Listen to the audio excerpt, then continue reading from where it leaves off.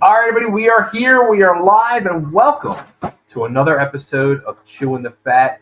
And we are going to have so much fun tonight.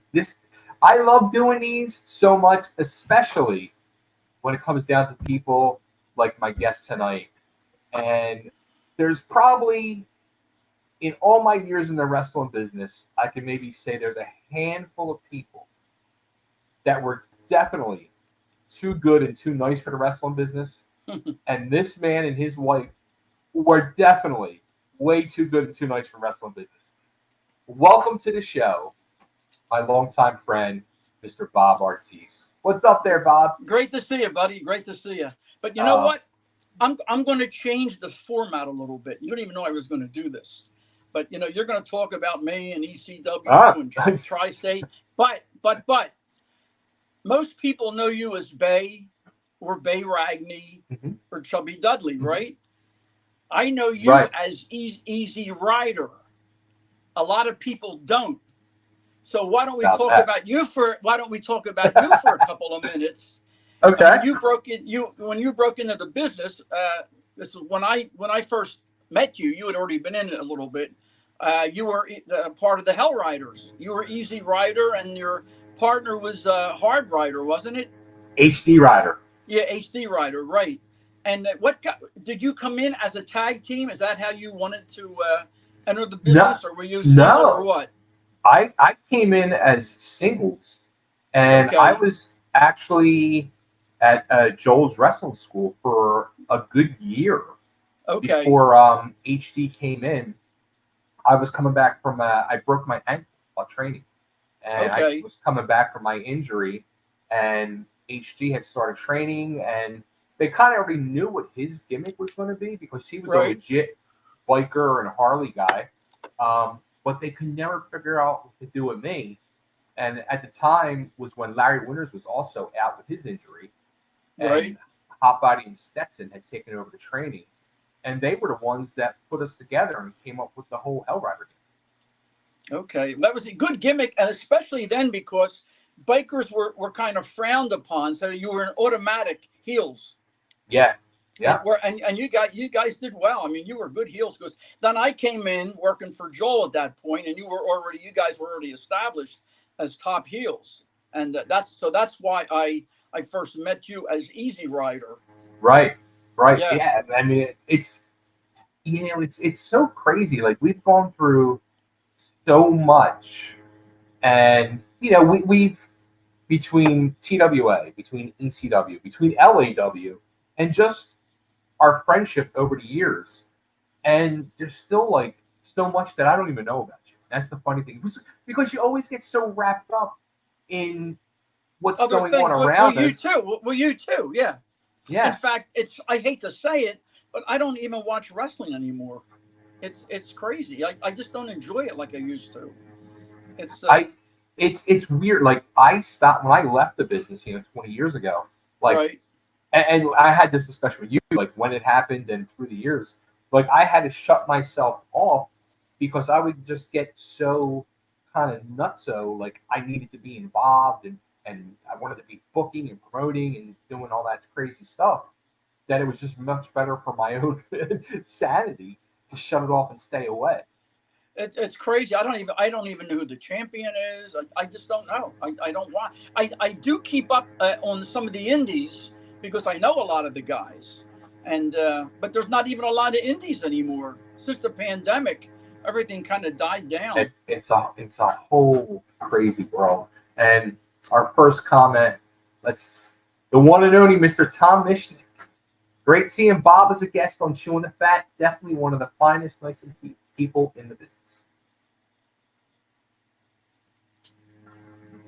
Tom was a huge part of the whole ECW world, and he helped me a lot with LAW. And I'll tell you what, LAW was probably obviously Tri-State and ECW were top-notch independent, and of course ECW went past that. But LAW was one of the best run independent promotion that I ever worked in. I enjoyed that. Thank you. It was good. It was. I mean, I've done. Let me see, Propane Wrestling, Wrestling Unplugged. I did I worked for a guy. He called it the UWF, but it wasn't the UWF that we know. He was out in Kennett Square. Okay. I worked for him, and then of course I worked for ECWA. But, right. but law really was a lot of fun. It was you were very organized, which meant a lot to it. Because some of these other promotions, they don't know whether they're coming or going. And most of them are gone. Since you brought it up, let's start ass backwards. Usually, I go back and start at the beginning of your like wrestling career and all that. Let's start ass backwards then, and get the LAW part out of it. Since you brought it up, well, the building was great. It was a great building and a great atmosphere. First of all, and well, let me just say, it meant so much to me to have both you and Lex involved, because knowing you guys for, at that point, it was 10 years. It was just like, well, it's fun working with you. I mean, when you get along good with somebody, it's fun working together, and it's fun watching the thing grow. I mean, that was the nice thing about it. And and this was like something I really wanted to ask. It's crazy thing is, again, too, it's 20 years later, and after ECW had ended, and I was really, really hardcore trying to make a go of Liberty All Star Wrestling. Yeah. And you were an important piece of that. And you came to me, and you, like you did with, I guess, Joel and Todd, like we'll talk about, you guys became like kind of an investor and really put backing into me, and not only just financially, but mentally. And it's still, years later, I was saying to myself as I put my questions together, I'm like, what did you guys really see in me to believe in me and trust in me to do that? I guess just first of all, from knowing you, and you just ran a real good operation. I mean, that's what it comes. It comes down to knowing people and trusting people. Right. And I just enjoyed it. It was a lot of fun. And I was the kind of person with wrestling, even with ECW, I don't have to make any money out of it. If I can help to promote, it's funny with ECW, I probably never made a cent. Only not because Paul didn't pay us. No. Right. Yeah, no, I got paid because Lex and I used to bring a food table. Right. To the ECW, that used to cost us like $100. I mean, think about what we had all kinds of fruit. The fruit spread and everything. Then she had her donuts, or sorry, cupcakes, and then her Tootsie Rolls, and then the funny thing was, remember the Twizzlers? Everybody was walking around with a Twizzler in their mouth. Yeah. But I mean, she went out shopping Saturday mornings for that. And the point I'm trying to make is, any money I made went right back on that, and I enjoyed doing it. I'm not looking for credit. We enjoyed doing it. Yeah, so, it was. Yeah, you guys were just amazing. It's fun being part of it, and if you can help out, you do it. I'm just, I wish there was something like Law still running. Okay, even though I haven't done a show, I guess maybe 6 months ago, I did one for ECWA. But if something was like Law, I would love to do it. It was just fun stuff. Heck, I have 3 tuxedos upstairs. So that was one of my questions towards the end of the interview was, if something came along, would you really want to be invested? Not even financially. I'm saying invested. It might be fun. Ring announcer. It might be fun. It might be fun. I have to make sure the tuxedos fit, but that's another question. No, it would be fun. And I do miss it. I do miss it. I don't miss watching it on TV because I don't miss the WWE. I just don't. Right. But yeah, I still miss some of the independent wrestling. I do. As a matter of fact, are you going to be at the ECWA reunion show? Oh yeah, the one in Delaware. Yes. Yeah, I already have 4 tickets. I'm bringing my nephew. I will see you there. Good. I will be there. Right.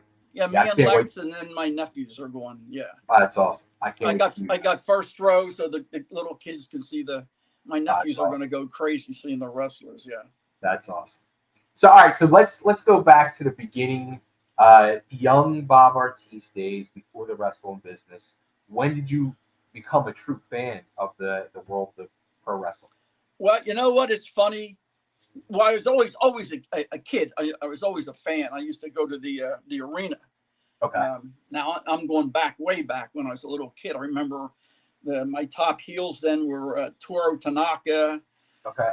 Waldo Von Erich, Johnny Valentine. Now, I'm going back to when I was like 6 or 7. Yeah. And then of course I kept watching it. I was never a wrestling nut, but I mean I watched it, all the time.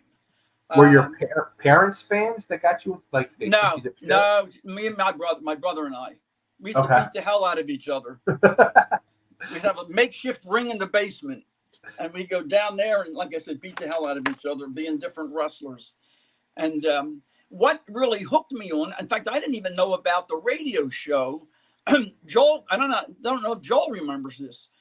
Joel contacted Springfield and wanted to have a show at the Springfield ice skating rink, and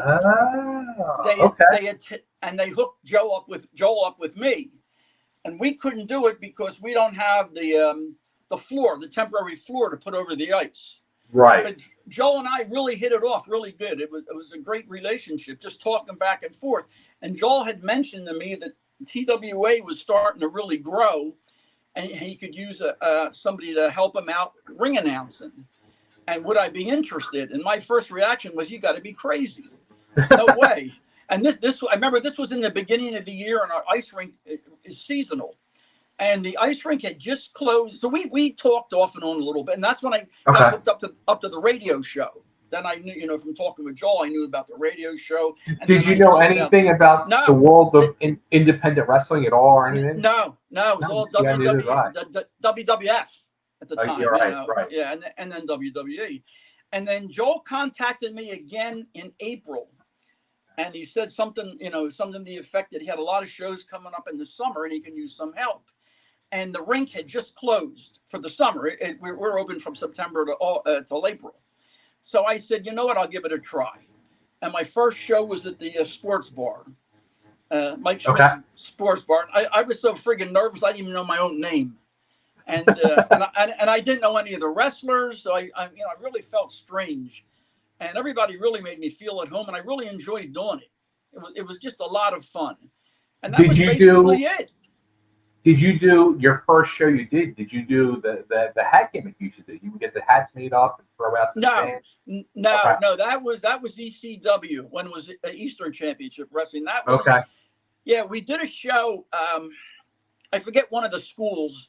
And the place was empty, and Todd said, "Let's get everybody over into the one section, because of the camera." Mm-hmm. And before the show, he said, "How can we get them making a lot of noise?"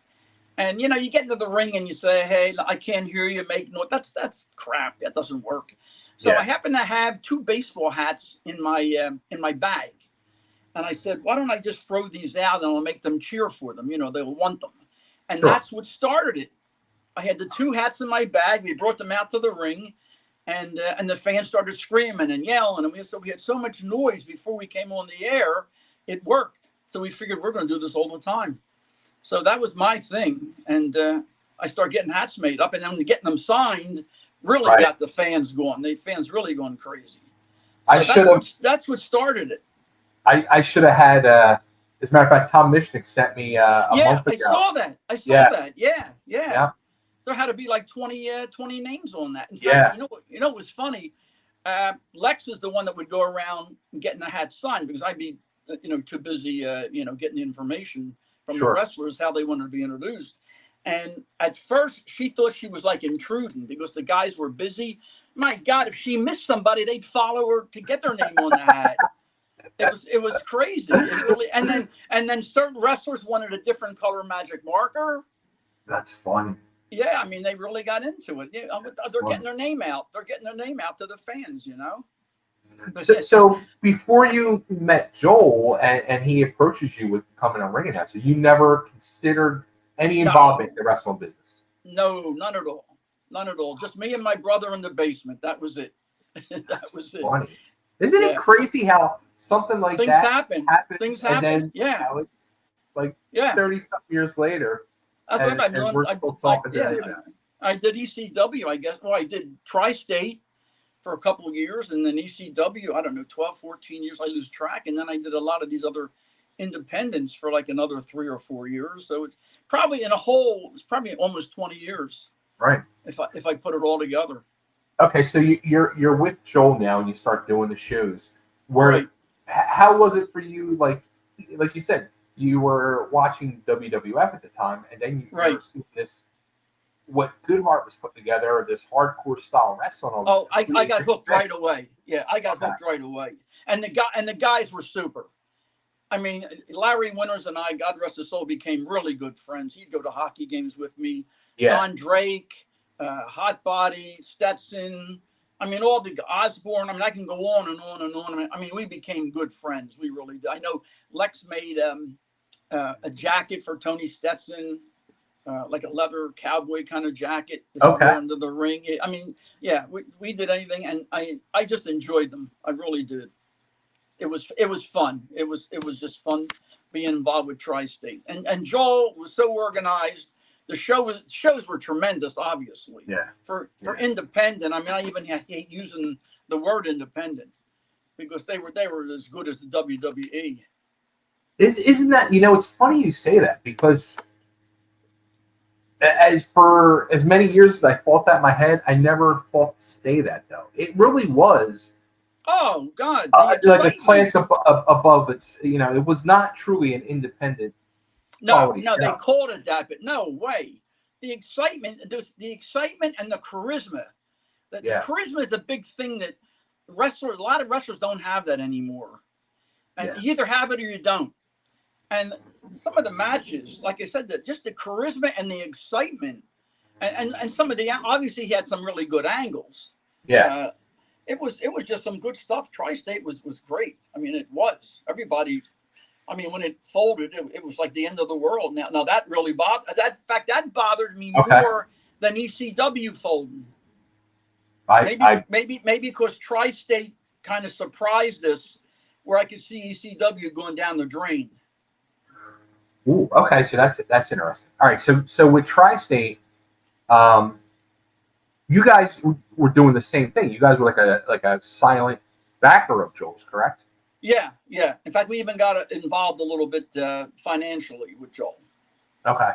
So you guys did you have any inkling or thought, like when he pulled the plug on it and made the announcement on the radio show? Well, obviously, I mean, nobody really saw it coming when it happened. It was like, oh my God! I mean, what are we going to do? I remember Joel kind of hung low, and didn't really, very low. Yeah, very, very low. Didn't answer any phone calls or anything, or no one even. I don't know if he's changed his number or what.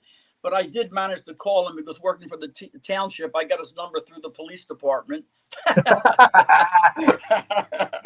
hear that, Joel? Yeah. We tracked you down. And I remember calling him. And he didn't really have too much to say. I mean, he was down too. It was a tough thing for him.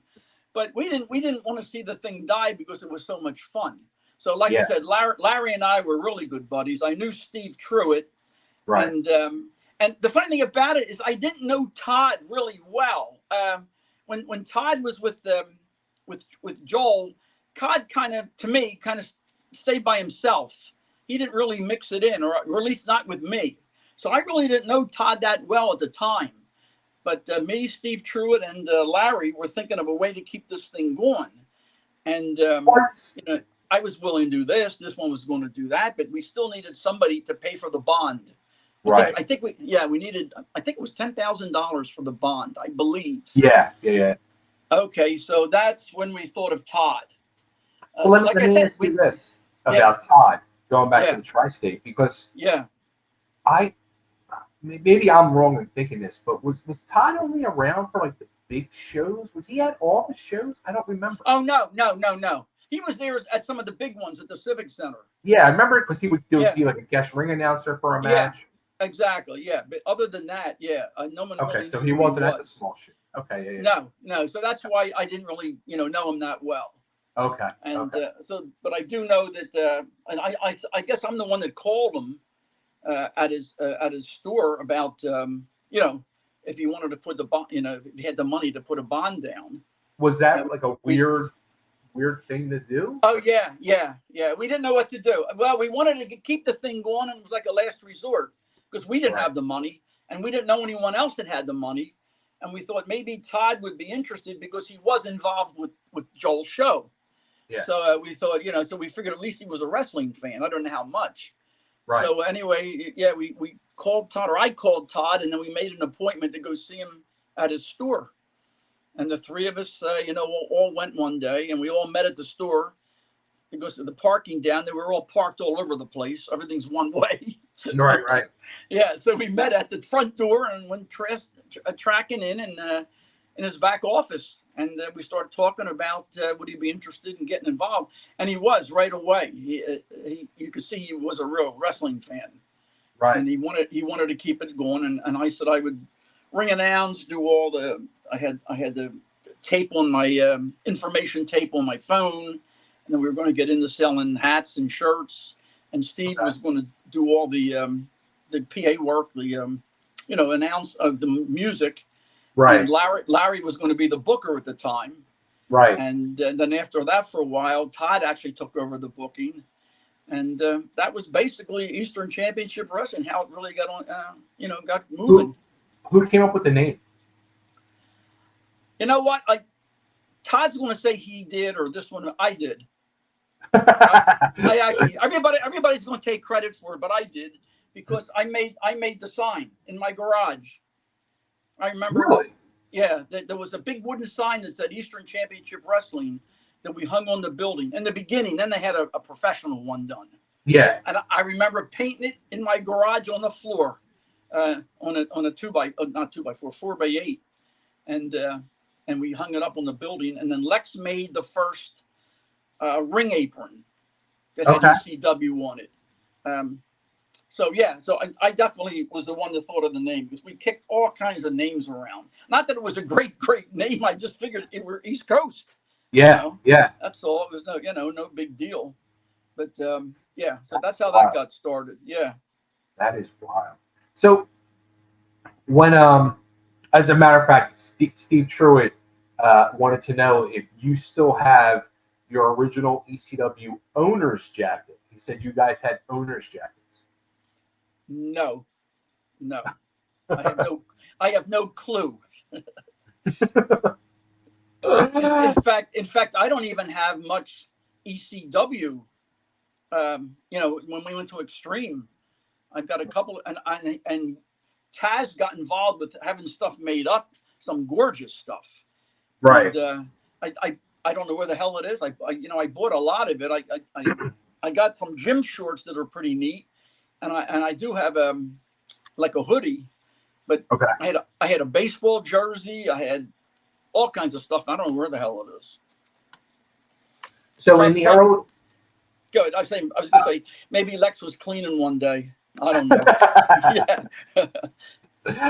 In the early days of ECW, Eastern Championship Wrestling, I do remember it was like they purposely wanted to distance themselves from Todd and try to go in a different direction with a different style product. Were you okay with that? Did you think that was the right move? Or they wanted to distance themselves from Joel, I'm sorry. Who are you saying they? You lost me there now. I'm thinking, I remember like Todd and Larry. Right. Oh, yeah. Okay. Todd and Larry. Yeah. Yeah. Todd wasn't happy with Larry's book. Todd didn't think Larry's booking was hardcore enough. That's what it was. And Todd did. It really wasn't. No, it wasn't. Larry's was very mild, and Todd wanted to go in another direction. So that's what the breakup was. So and then Todd really got into booking. I'm telling you. I mean, Todd and I really became close then. Todd would call me at work. I'm not making this up. 2 or 3 times a day with an angle. What do you think about this angle if we do this? That's pretty good, Todd. Call me back. What about if we change it and do this with it? I mean, it was unreal because he had no one really to run anything off of. Right. So he'd run it off me. So like I said, it was funny. I mean, I knew everything he was going to do, and what do you think about this, and what do you think about that? And Todd did have some good ideas. He really did. It's amazing. He was, basically like a fan. Like you and I would probably have some neat ideas. Well, Yeah. You did when you ran your promotion, And that's what he was doing. He'd think of an idea, and then he'd call me and say, "Hey, what do you think about this idea?" And it was crazy. It really was for a while there. And then that went on until Eddie got involved. Eddie Gilbert got involved. And then, of course, Todd kind of backed out a little bit.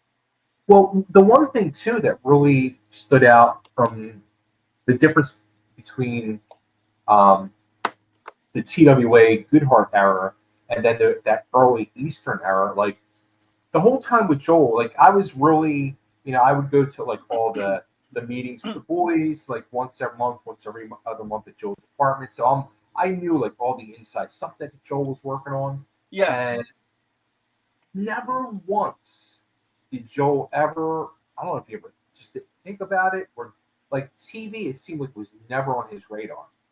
But right, yeah. When you guys, restarted and took over, it seemed like from Jump Street, TV was the goal. You know what? Now that you say it, you're right. Joel never mentioned television. No. He was just putting these tremendous shows on at the Civic Center. And you're right. I don't remember him ever saying anything about television. And Todd did have TV on his mind for sure. Yeah. Yeah.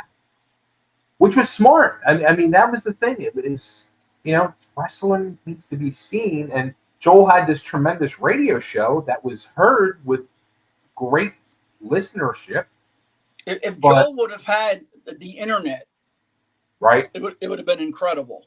Right. If Joel would have had the internet at the time he was running, that's the one thing that hurt Joel, and it kind of helped us as we were growing. The internet. Yeah. It was ECW. I got it still all over the internet. Oh, absolutely. So, okay, so time's going on. It was like this about a 9-month span of us trying to get that TV deal. We had that cable access show for a minute with the wicker chairs. Yeah. But then we get the sports channel deal, right. And out of nowhere, I never was expecting the announcement of Eddie Gilbert as our booker. So, were you involved in that whole planning? No, I had no clue. I didn't even know Todd was going to bring anybody in. And Todd and I were close too. Were you still like a partner at that point? Yeah. It was it just, well, I'll tell you what. Now this is crazy too. Okay. Partner schmartner. I was a partner in the beginning, and so was Steve, and so was Larry. Right. And when it started to get possibly bigger, or maybe down the road they could see stuff, Todd was it. We weren't really partners. You could call me that, but we weren't involved in that kind of stuff. In fact, I was more involved when Eddie came, because really? Eddie and I really hit it off. I think Eddie could see I wasn't a mark. I was just there having a good time. Yeah. I think Eddie really appreciated that. And Eddie liked baseball. We went out and played ball a couple times. We took Eddie out to dinner. We just had a nice friend relationship. And so Eddie confided in me in a lot just because we were friends, if you know what I'm saying. Like everybody, and Joe will tell you this. Well, you'll see it. You saw it too. Everybody with the promoter, there's always some ass kissing. Yeah. Because obviously, with me there was none. I wasn't going anywhere. I'm running an ice skating rink and I'm working for the township. Where the hell am I going? You know what I mean? Right. Yeah. So that's funny. So I was just there having a good time, and Eddie could see that, and Eddie really had a lot of fun with, and Lex too. He really enjoyed Lex's company too. If you ever watched some of the promos with Eddie, he would involve her a lot. Yeah, he would mention her a lot. Yeah. He would say, "Where's that girl to bring out my soda?" or something like that. But there was Eddie really liked Lex and I. So we were involved with Eddie, and then all of a sudden, it just got quiet with Eddie. Like, I didn't know what happened, and then he was gone. Really? Yeah, I mean, nobody said anything to me, and he didn't say anything either. I mean, I don't know how long he saw this coming or what. That I don't know what happened between him and Todd, or him and that's when Paul was involved with us now. Right. Paul came aboard. Now I don't know if Paul had, kind of stepped on Eddie. I don't know what happened between the three of them. That I don't know. But all of a sudden Eddie was gone. So no, I mean, Eddie, it's known that Eddie had his issues. And, oh yeah. What did you? That definitely might have been part of it. Sure. Did you notice any of that? Like, no, I didn't. I never noticed anything with drugs or drinking or anything. No, I really didn't. No. Oh. You have to remember, when I saw Eddie, we were either maybe out at a diner or out playing ball or that kind of thing. You know what I'm saying? Or in the building, but I didn't see him like personally. Right.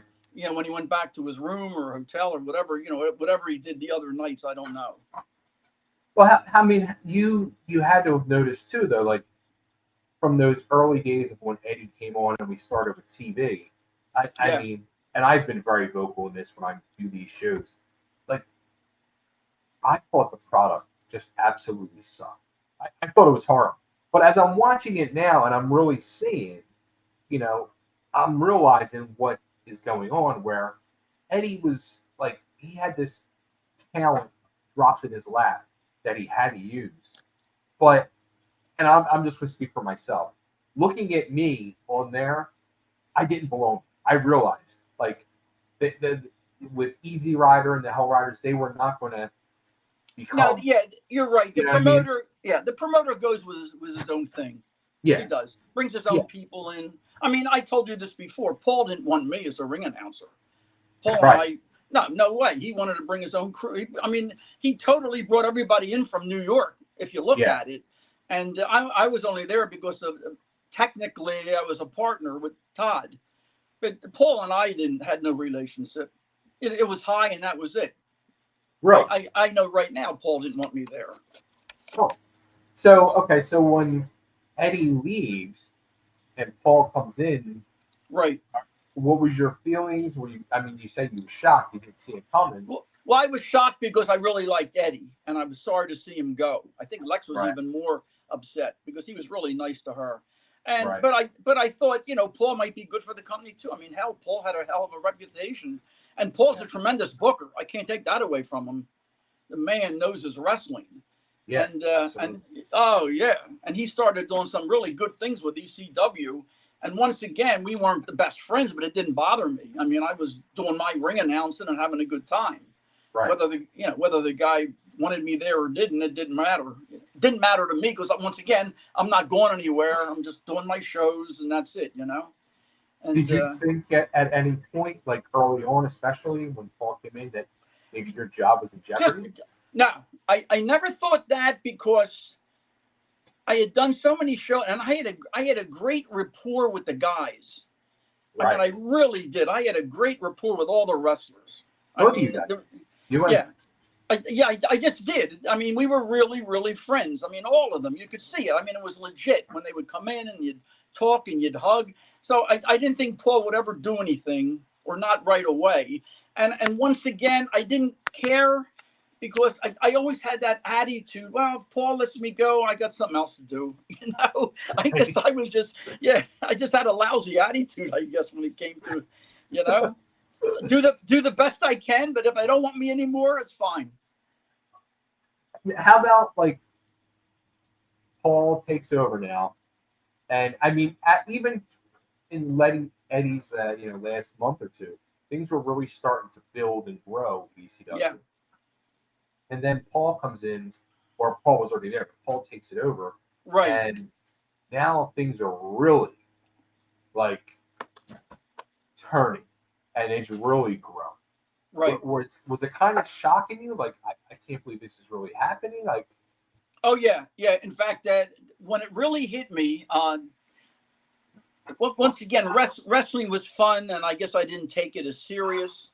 But but where it really hit me that this was going big is we had a pay-per-view in Dayton, Ohio, and I walked up. It was the Hara Arena, and I remember coming up to the Hara Arena. I think me and Finnegan drove, and as I walked up to the arena, I saw like 4 or 5 of the big trucks with the the radar on the top of the and cables all over the place. Like you had to step over everything, and then you had to get a tag to walk into the building. And at that time, I thought to myself, "Holy shit, this is big." It really hit me that this was big. Even the pay-per-view at the arena didn't impress me as much. Really?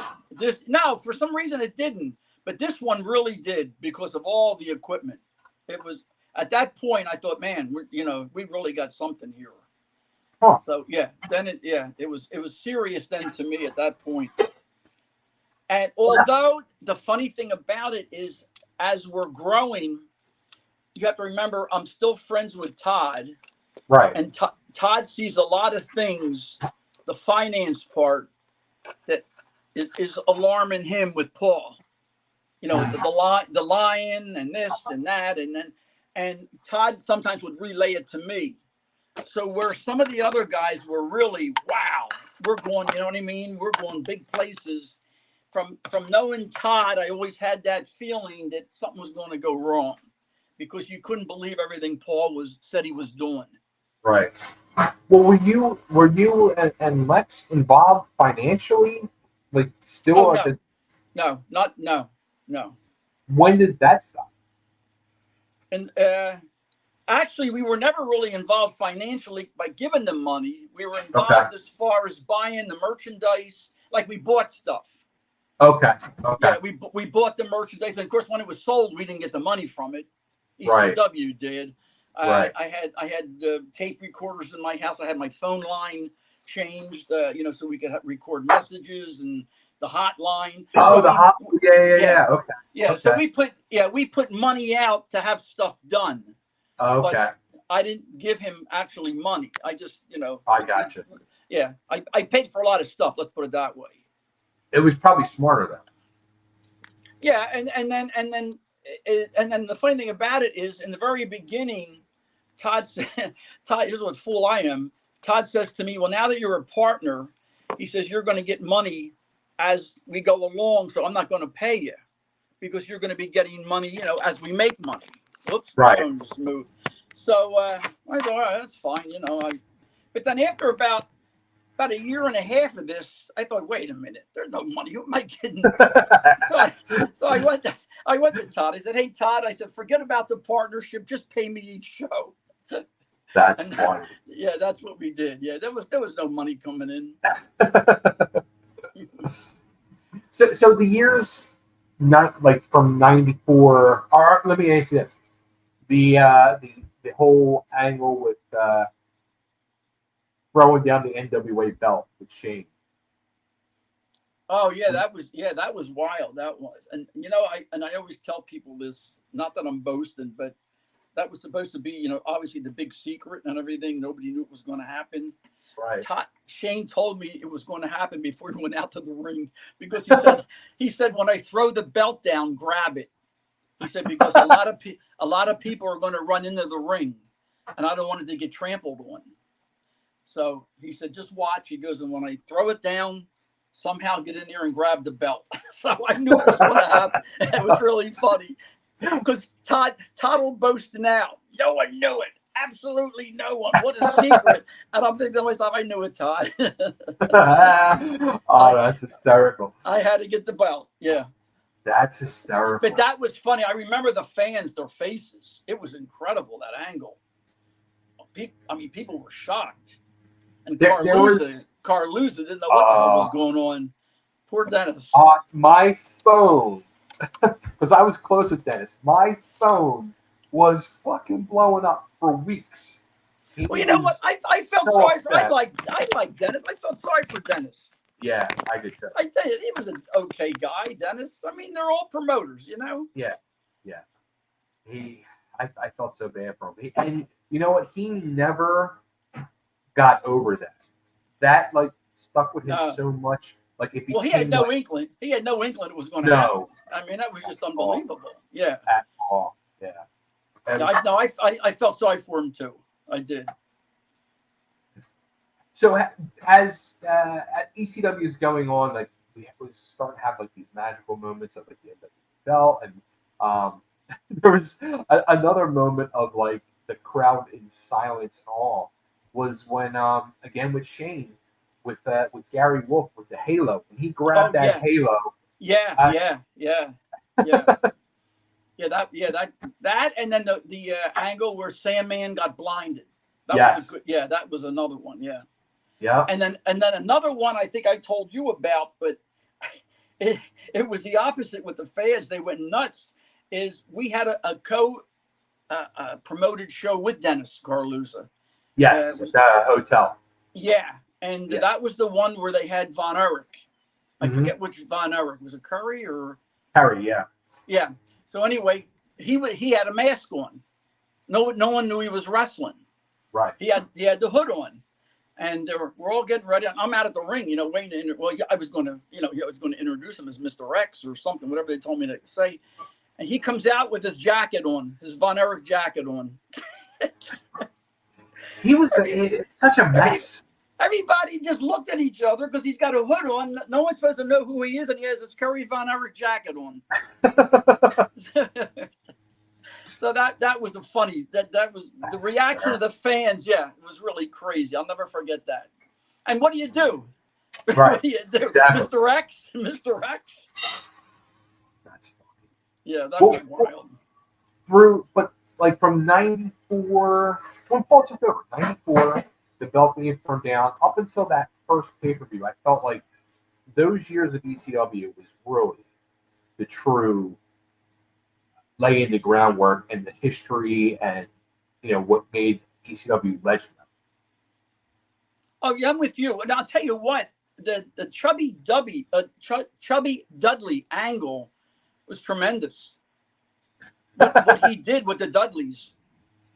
I mean, bringing all of you together like that, Paul, I thought it was a genius. How did you feel about that? I mean, I loved it. I wish he would have. And I've said this a lot. People ask me questions a lot on Facebook and stuff. And I feel with my gimmick, there was so much that could have been done. I mean, I was the first wrestling foodie gimmick, and there just could have been so much stupid, entertaining ECW vignettes that could have been done that were just never. You could have done so much more because you were a wrestler. Yeah. See, that's what it comes down to. It was funny, but because of your talent, you could have really got involved in a lot more stuff. Yeah, they just never used it. Yeah. No. You were just the funny part of it, which was good, but you could have done a lot more. You could have done a lot more. And honestly, I think the reason, there was multiple reasons I feel, but I think one of the reasons was truly because of my relationship with Dennis, because I was very close to Dennis. Well, I'm just going to ask you, how were you with Paul? Did you know what? Relationship with Paul? It was high and by. Yeah. Yeah. Where Dennis was calling me every night, and I was sitting in a diner with Dennis 3-4 nights a week somewhere. So. Yeah, I mean, I think that has a lot to do with it too. It was the relationship you had with Paul. So when ECW, they get the pay-per-view, and then the next thing you know, they're getting action figures and video games. Do you think to yourself, oh, this is we're legit. This is real deal. This is not no independent promotion. I did and I didn't, because I'm still listening to Todd at the other end. Because a lot of things Paul said is going to happen didn't happen. So I'm looking at the one side of it saying, yeah, this is really going pretty good. But then I'm also listening to the other side where he's supposed to be meeting with such and such on this deal or this deal, and he's not. He's lying to Todd, and it's not really happening. So I'm getting both ends of it, if you follow what I'm saying. Right. Yeah. I mean, definitely things were looking good. But down the road, I could see things maybe not looking so good. So you were already questioning things yourself. Yeah. Yeah, you know the bit. Yeah, heck, you were in the business. I Yeah. mean, with law, you always look down the road. You know, you're running a show maybe tonight, and you're already thinking about the next one. Yeah. Are the fans going to come back, or this kind of Sure. thing, or what? Yeah, you know what I mean. And I was doing the same thing, and of course I was getting information from Todd. Yeah. Because otherwise I wouldn't have known that. You know, like I remember things like Paul was supposed to have a meeting with some big executive from another television station. Okay. And then I remember saying to Todd, well, what happened? Did he have the meeting? He goes, no, it was a lie. He never met him. And it was those kind of things. Yeah, those kind of things that I'm thinking, and it's going on a lot, not just the one time, you know. And in fact, I'm not saying anything you wouldn't know, because if you read Todd's book, he has that a lot in his book, where it really got bad towards the end, where he couldn't believe anything Paul was telling him. So you read Todd's book? I haven't read it. Yeah. I'll get an occasional message from Todd. Did you read the book yet? It was a good book. I mean, obviously, as I went along, a lot of the stuff I knew, but it was very informative, especially for a non-ECW person. It was very informative. Interesting. Do you think ECW, if a real true business person, and I'm not even saying Todd, I mean like a big corporate business, Vince McMahon type, came in, money behind it, yeah, it could. I think it could still be going, yeah. You really? Yeah, I really do. Because they had the following. There's no two ways about it. I mean, I remember doing a pay-per-view in Chicago. We had like 7,000 people. Right. I did Tampa, Florida. We had like 7,000 people. I mean, that's a lot of people, you know? That's a lot of people. Yeah, that's a lot of people. I mean, they weren't drawing that in Philly. No. Asbury Park, we packed the place. I think there was like 4,000 or 5,000. So, I mean, I remember walking out this, you know, some of those buildings, walking out to the ring, and they were bigger buildings, obviously, than Philly. And I mean, the places were packed. So yeah, I'm thinking with maybe a smarter business people and maybe more money, they could have maybe still be in business. So when they started doing those shows, like start the national shows going all around, did you do all of them, or no? I did. I would pick and choose. Okay. Because of my work. Right. And then what they would use if I didn't do a show in a certain location, they would either use a local ring announcer, or they would announce from behind the curtain. Really? Yeah, it was. Oh, who did it? Oh, geez, I can think of the guy's name too. He was one of our managers, and he would stand behind the curtain with the microphone, and there'd be no ring announcer in the ring. Yeah. That's horrible because I can't think of the guy's name. Was it I think he came out with Sid Vicious. Was it Jeff? Was it Jeff Jones? Judge Jones? Yeah. That's who it was. Yeah. He would do some of them. Yeah, he would do some of them, and like I said, other times they would grab like a local ring announcer. Right. But I went on as many as I could work into my into my own schedule. Right. If it became like a legit full-time opportunity, do you think you would have gone? I don't know. That's a good point, because I got some really good stuff, here. Right. That's hard. Whether I would have, even when we did a couple of the shows for Vince. Right. I did a couple of the shows, as we did the combined shows. Right. There were guys there with Vince, trying to kiss some ass and maybe, hang on and that kind of thing. There's no way I would even consider, there's no way I could work 3-4 days a week and keep my own job and all that. Yeah. Not saying they would take me, but I'm saying I never even thought about it, Right. I did a couple shows and that was it. Okay, so ECW, it's winding down. Did you know, like, a lot of the boys' checks are bouncing? Oh, yeah. Oh, God, yeah. Did you know all that stuff was happening? Yeah. Oh, yeah. Guys complained in the locker room. Yeah. I mean, some of the guys were going crazy. I mean, they were weeks and weeks, not just one check. Yeah. I remember Shane telling me one time, and I forget the number now, but I think Shane said to me, "You believe this son of a bitch owes me?" And he told me the number. I forget what it was, but it was a lot. It was a lot. That's great. So. And see, Paul would see. This is where Paul would lie. See, I guess that's what it was too. I don't know. I'm not in that position, and Joel might have been at one point. Right. But are you honest? Do you say, guys, I don't have the money now, but I'll get it, or do you just keep lying? Well, I got another investor, or I got, what I'm trying to say? Right. Right. Paul would always lie, so you always thought something was going to be coming around the corner, and it never did. Yeah. But after a while, you there's really an animosity where I don't know if you could handle it better and just say, look, I had a bad couple of weeks. Can you hang on? Or, maybe you would feel different. I don't know. But I always got paid. So I didn't, wasn't making that much. I always got paid. Right. So I had nothing to gripe about. And he took care of me. Like if we, we flew, the air. In fact, what he would do with me and Finnegan, since John and I had our own jobs, John and I would get our own tickets, and then he would pay us. So we would get one-way flights. We took care of ourselves.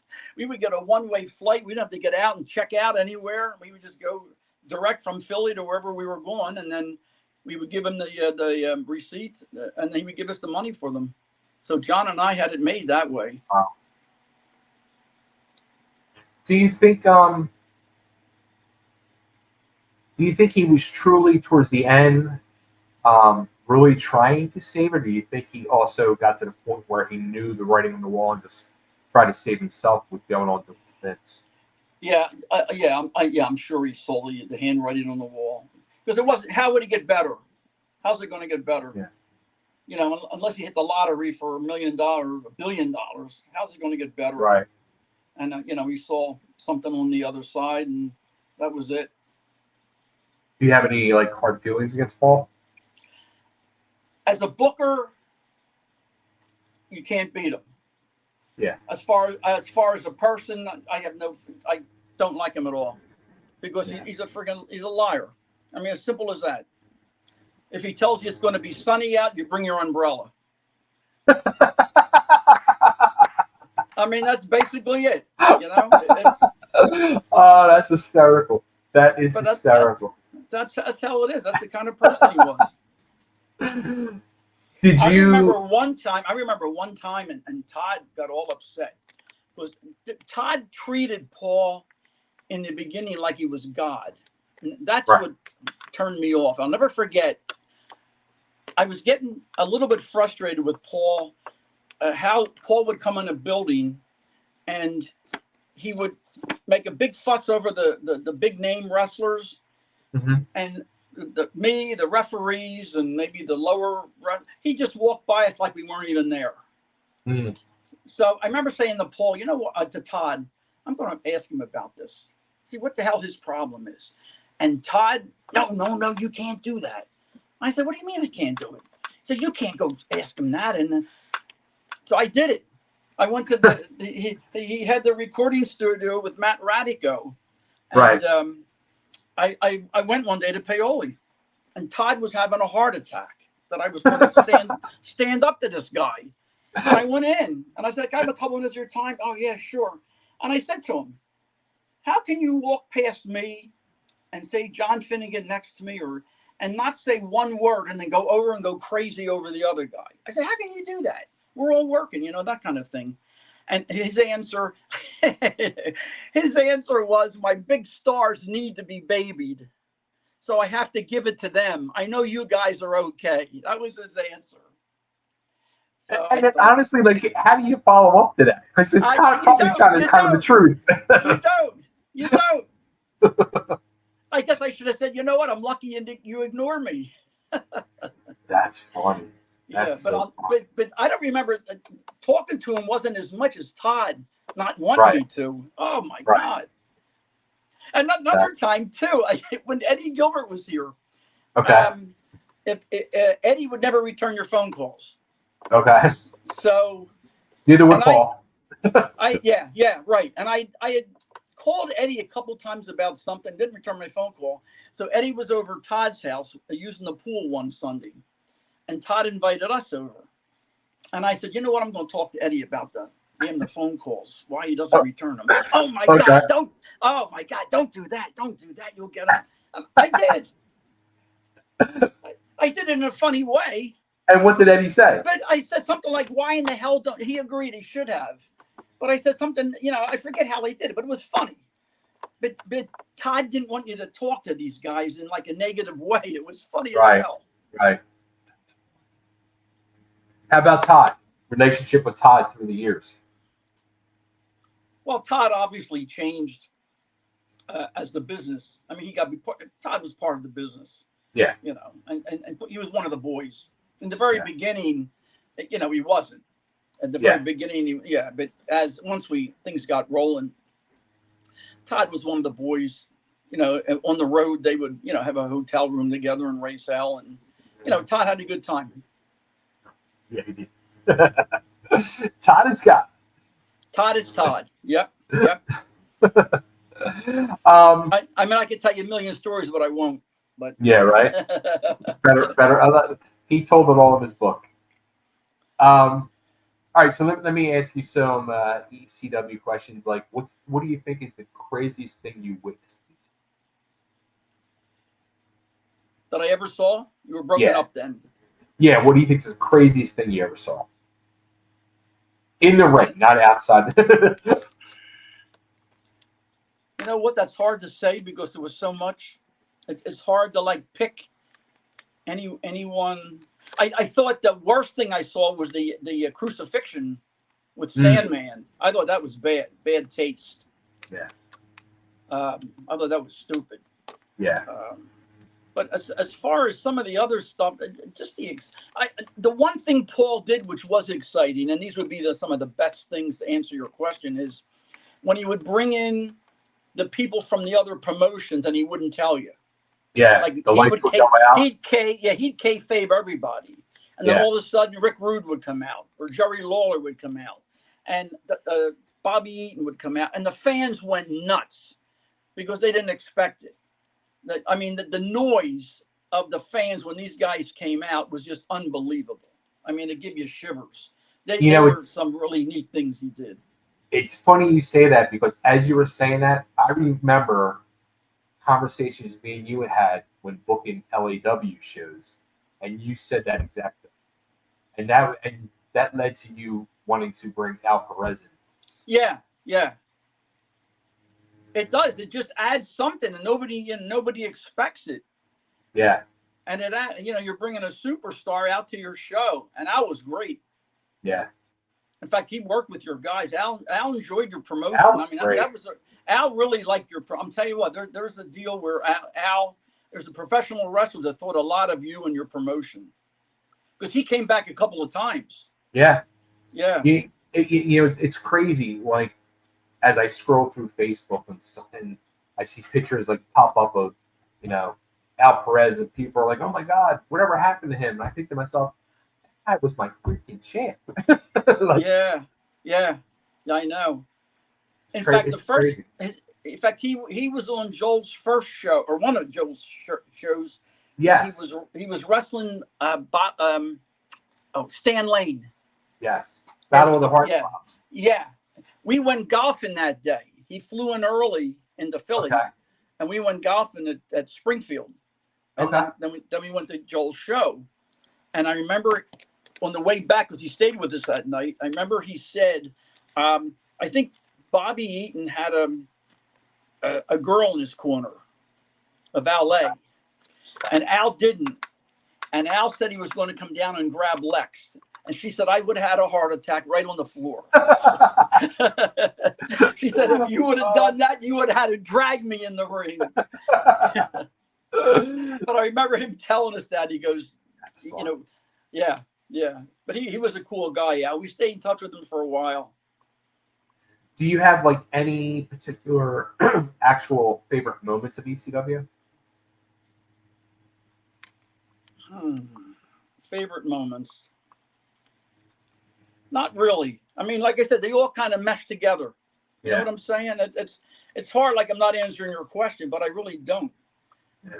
I'd have to think of different matches and. Sure. You know, and it's almost like one angle was as good as the next, or one excitement, you know, was as good as the next. Something was funny, I remember, was when Abby Abdul the Butcher, he was inside the, you know, in the locker room, and he was sitting there having a cup of coffee and a cigar, sitting at a table, and oh God, who was the tag team? Maybe it was Perry Saturn and Cronus. And one of them got thrown in, and the walls were only that light plasterboard. And they got thrown into the wall, and the wall collapsed. And there was Abby with the cigar, and all he did was just look. I remember that. Remember that? I remember that. It never bothered him. It was, yeah. Yeah, he just looked up and smoked a cigar. That's right. That was funny. That was funny. Somebody else would have moved, or he just stayed there. Didn't faze him at all. Yeah, that was funny. Yeah. Where was that, at the arena? Yeah, that's that back wall of the arena. Yeah. Right. That's funny. Wow. Yeah, I remember that. Yeah. And I remember too, when we were at the arena, Sal Balomo. Remember they had all the mummers had all their crap there. Yeah. And he'd go in the back, and you didn't even know where the hell he was, and he would come out with some kind of a mummer's outfit. he'd always have something on that was stupid, but it was funny though. Yeah, he was. But yeah, I mean, there are little things that happen that aren't even part of the show that were funny. Here's going to be an interesting question. How many times after ECW folded up did you get a call saying we're going to restart ECW? As in, you know, all these different promotions that we're going to restart using all the ECW talent. You know what? I never did. Come on. No, I don't think anybody ever said that we're going to restart ECW. To me, when it was dead, it was dead. I mean, other promotions. Yeah. I mean, like other, not actual ECW, but other promotions. Yeah. I worked for, my God, like I said earlier, I probably worked for 5 or 6 other promotions after ECW, and I've turned a couple down, and then I've even worked for the this was a wild one, the Dangerous Women of Wrestling. Oh, right. I worked for them for about 2 years. Yeah. They came. They were supposedly part of Glow, but they couldn't use Glow's name because Glow was the group out in California. Right. So they came this way, East Coast, and then they ran in the Pennsylvania, Delaware, and New Jersey. Well, that was who was his name? Cowell, was it? Yeah. He was one. Dan Cowell, and another guy. The shows for Paul. Yeah. And in this area we would run the Electric Factory. Right. And so I worked for them for about, I guess, 2 years. The Electric Factory was the big one, and the Dover Air Force Base. God, they packed that place. They packed that place. Yeah, we would run there. We would run there once a month, and the Electric Factory once a month, and then maybe a small show here and there. And that was a wild experience for me. I didn't know about the Dover one. Yeah, it was. I'll never forget my first show was at Dover. So I go in, and I said, "Where's the locker room?" He goes, "In here." You go into the locker room. There's like 15 chairs, a bunch of tables, and all girls, and that was it.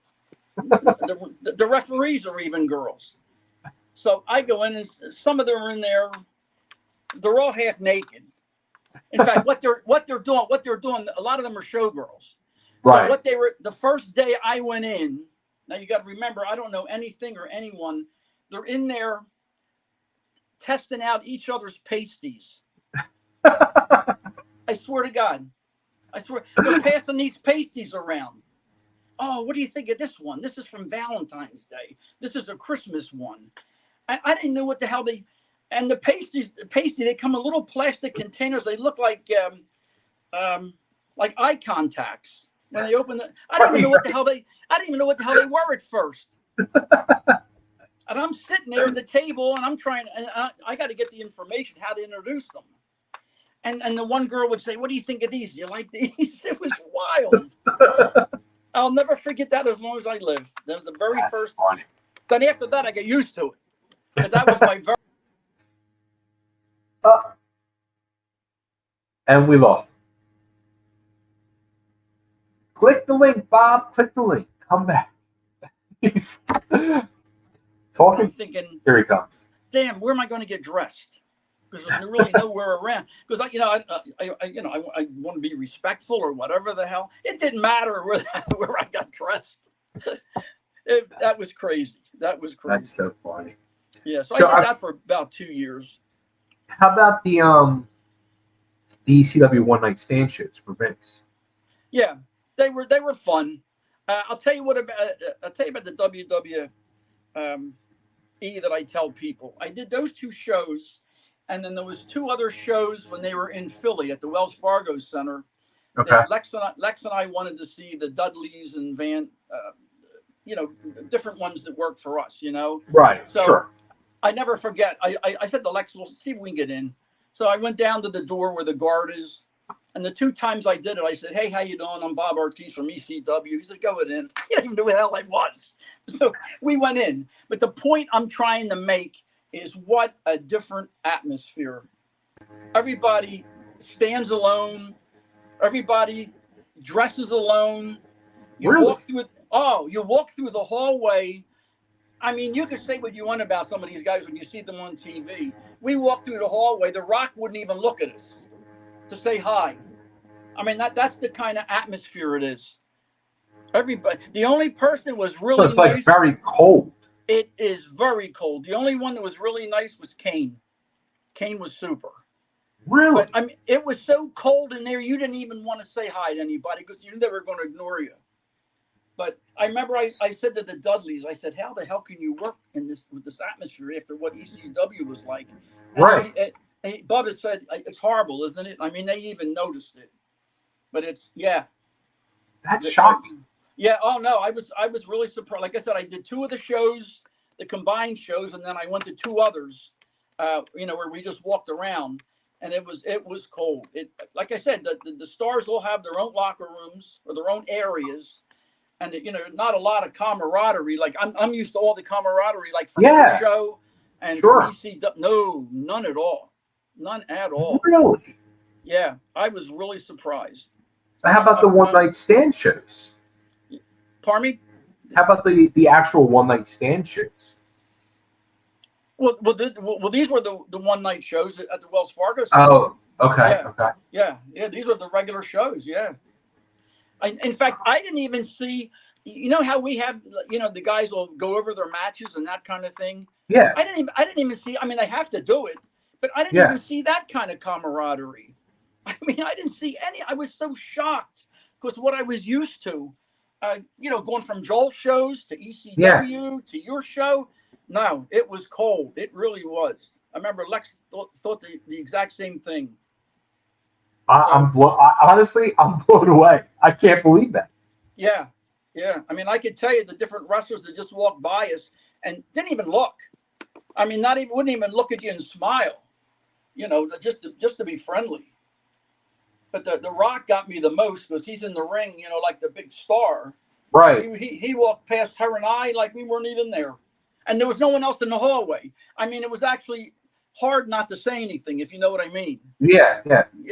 One of those situations. But yeah. Did you ever meet Vince or interactions with Vince or? Just when we did the shows, that's all.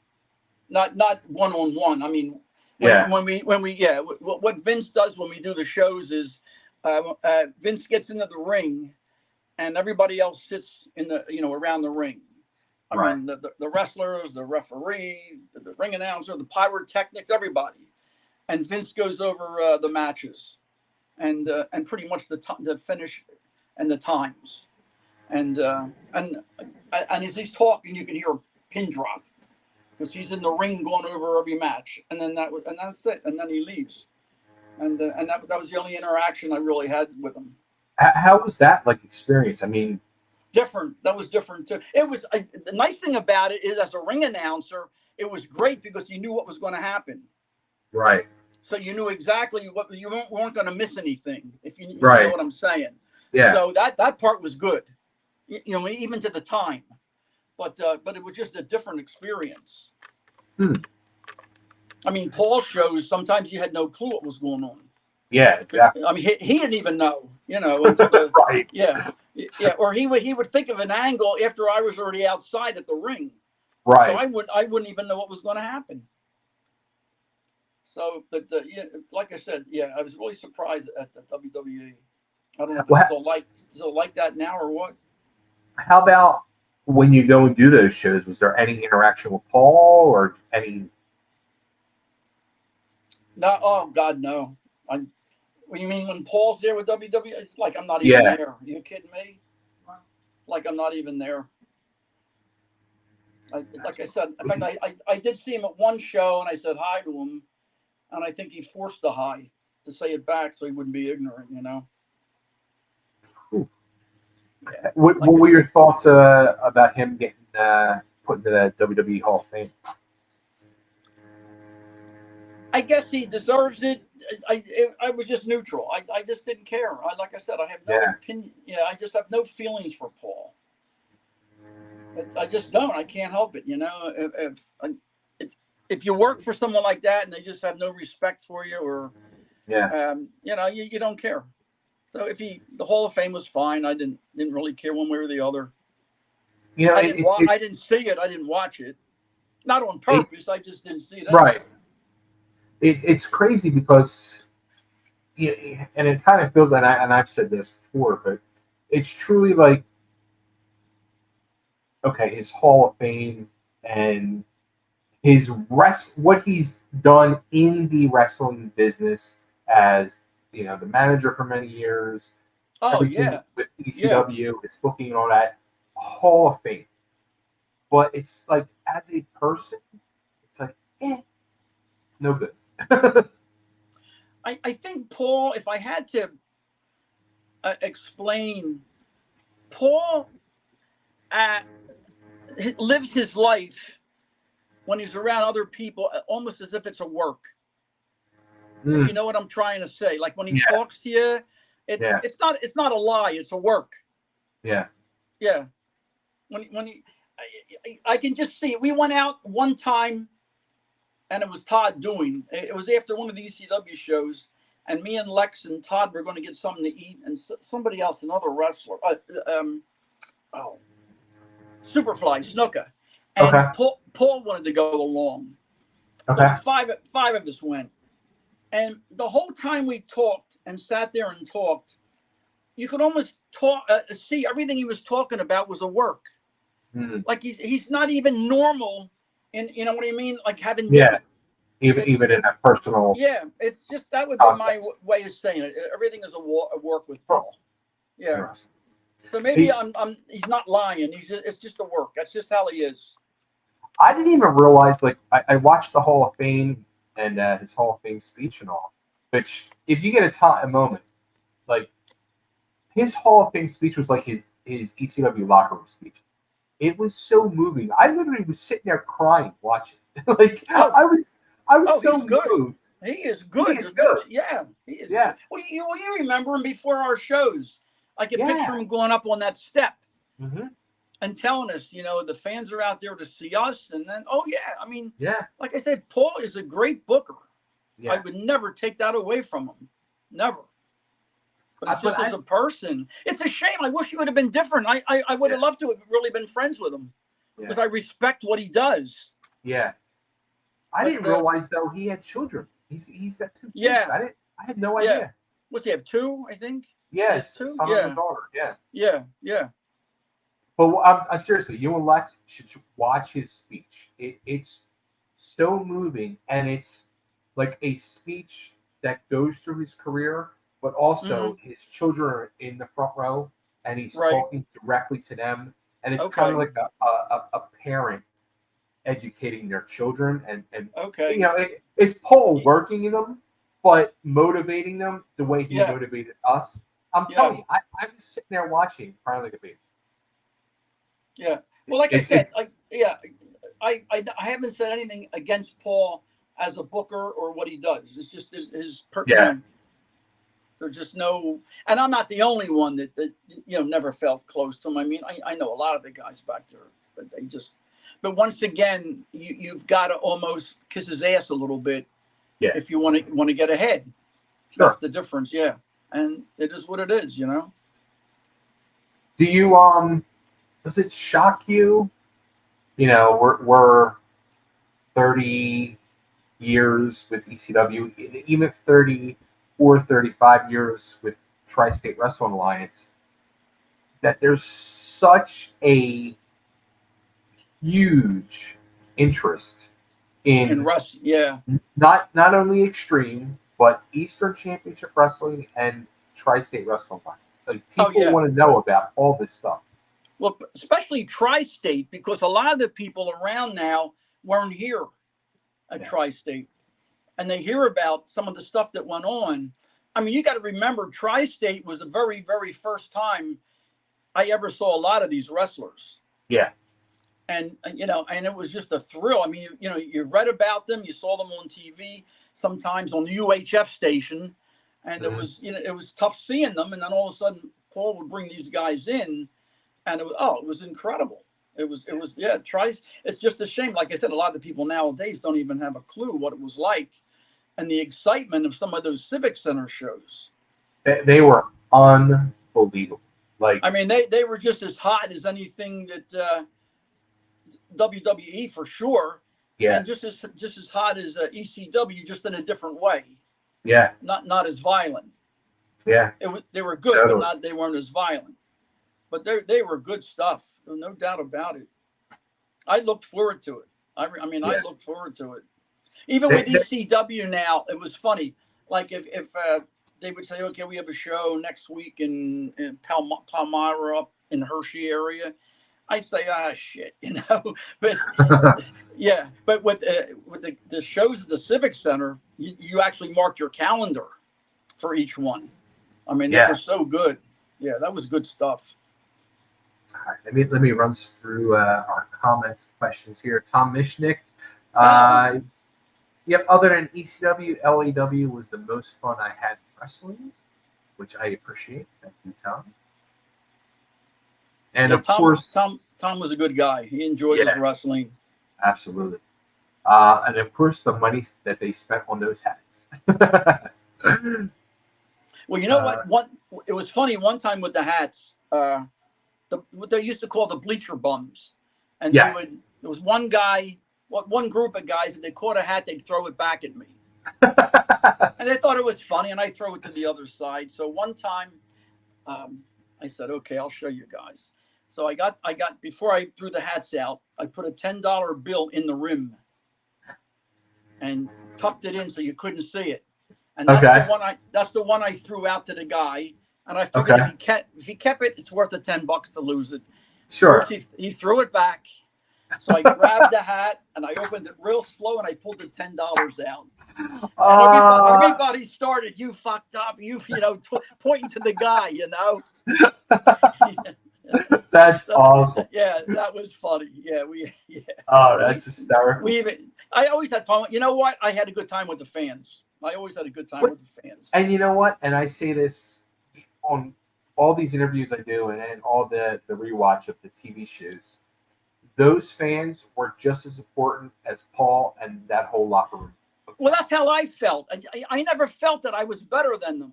I just felt that I was in the ring with the microphone and I was sitting next to the ring. But I was a fan, and I let them all know that.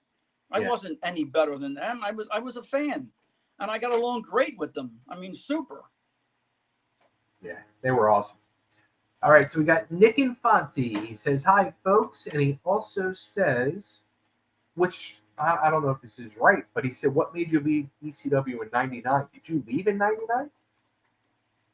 Oh, there was one time I took about 2 or 3 months off. Okay.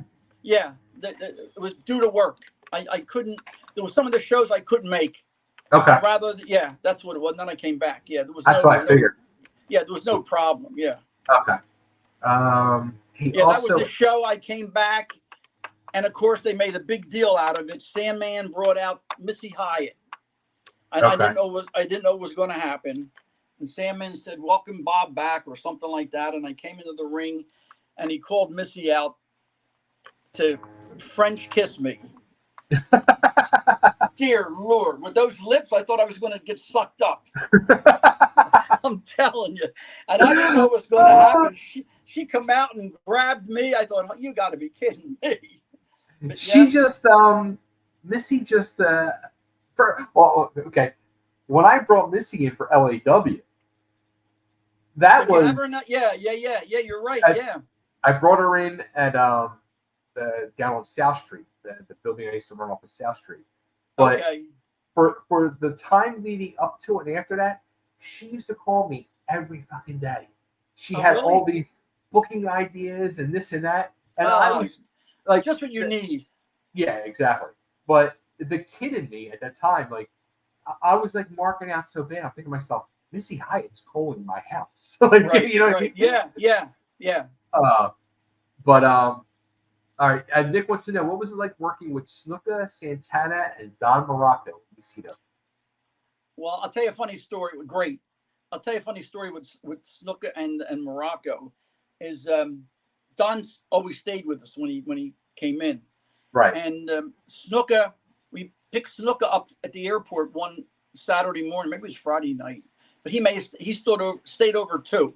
And what really got me is we were getting ready to leave for whatever show it was, and Don and Snuka went out on my front lawn, and you're waiting for me and Lex to come out with the car keys, and I looked out my window from upstairs, and I said to Lex, come here. I said, look at this.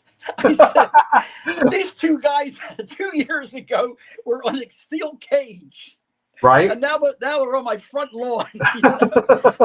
It was just so funny. It really was. But well, Don you guys, I was saying you guys in Morocco's really had a relationship. Yeah. In fact, Don just called me last week. See how things are. Yeah. He called me from Hawaii. Yeah, we have a great. Good. Although he's thinking of having his hip replaced. He's hurting like all the other ones, you know what I mean? I'm surprised. When they get up there in age, you know. But you know what? With Don was funny. Don, we found this out later from his wife. Don didn't have a lot of friends. Don was quiet, kind of stuck to himself. And so did Snuka.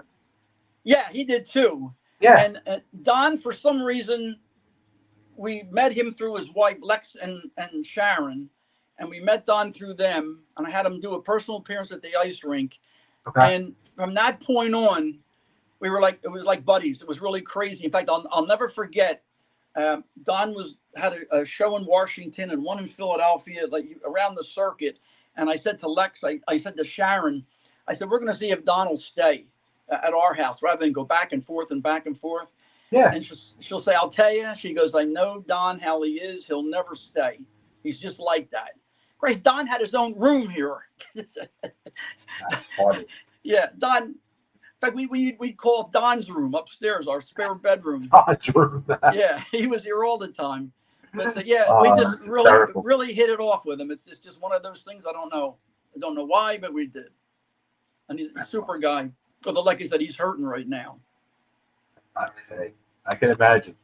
Yeah, I guess because he's probably about 72 or 73. And at that size, he still is big, and he's got a bad hip. Boy. That's what I'm saying. He's got a bad hip. That's not good. So, Tom says, "How about the black and gold banner that hung? Professionally made, or was that Lex?" Black and gold banner. Was that on the ring? On the ring? I think it was gold with black lettering, if I'm not mistaken. Oh, that was Lex. Yeah, that was Lex. Yeah. Okay. Yeah, I remember selling the letters on. Yeah, that's crazy. Yeah. It's like she's like freaking Betsy Ross over there selling the flag. Yeah, she got the damn thing across her legs. Yeah, watching TV, sitting on the couch. She's the Betsy Ross of ECW. Yeah, that's what I remember selling. Yeah, we bought the material obviously, and then she sewed the letters on. Yeah, and it was a banner. I mean the border, the black border. Yeah. This August will mark 30 years of ECW changing from Eastern to Extreme. Wow. How scary is that? Very. Time goes so fast. It's scary. It is scary. I have a habit now of saying to somebody, geez, remember 5 years ago when we did this? 5 years ago. Try 15 years ago. It's it's so fast. It's unreal. I do it all the time at the rink, at the ice skating rink. All right, before I get into this question, speaking of the ice skating rink, to me it always seems, but now as I've been doing these interviews, I find out it's not. Like, I thought, my memory, when Joel made the announcement that morning on the radio show, I thought it was later that day we met at the ice skating rink and you guys said, we're going to restart. It's going to be Eastern Championship Wrestling. Like, I could still literally picture us, like, gathered around your office, and there was, like, all the crowd of people there. But, like, well, maybe we were talking. Maybe we were talking about, we'd like to do it. I guess we just don't know how to do it. We don't have the money. Right.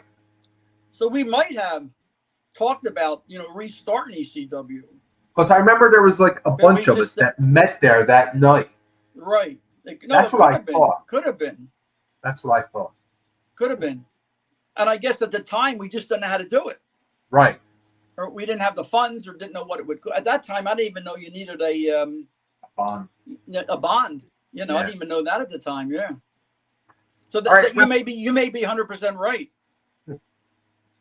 You know what? Because I remember, because I was still in wrestling school at the time. Janetti.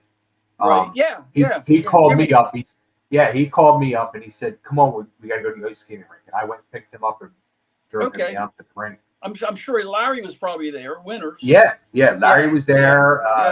Tony and Johnny and right. I think Glenn was there. Yeah. JT. Yeah. No, we didn't want to see it die, obviously. Yeah. Exactly. And I guess we're all figuring out the best way to get this thing going. And once again, the money was the thing. Of course.